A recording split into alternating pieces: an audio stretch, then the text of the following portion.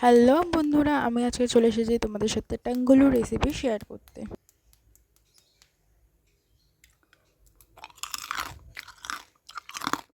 প্রথমে আমি কয়েকটা আঙুর ফল, কয়েকটা কমলা লেবু আর কয়েকটা কাঠি নিয়ে নিয়েছি। কাঠির মধ্যে কমলা লেবু আর আঙুর ফলগুলোকে আটকে নিয়েছি। তোমরা চাইলে এখানে যে কোনো রকমের ফল ব্যবহার করতে পারো।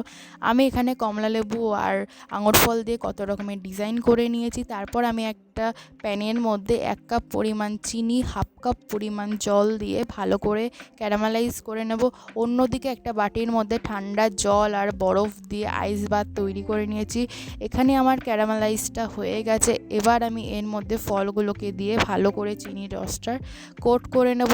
তারপর সঙ্গে সঙ্গে ওই বরফ জলের মধ্যে এই ফলগুলোকে ডিপ করে দিতে হবে, যাতে ওই চিনির রসটা সঙ্গে সঙ্গে শক্ত হয়ে যায়। এখানে আমার টাঙ্গুলুটা তৈরি হয়ে গেছে। তোমাদের যদি ভিডিওটা ভালো লেগে থাকে অবশ্যই like, comment, share and subscribe.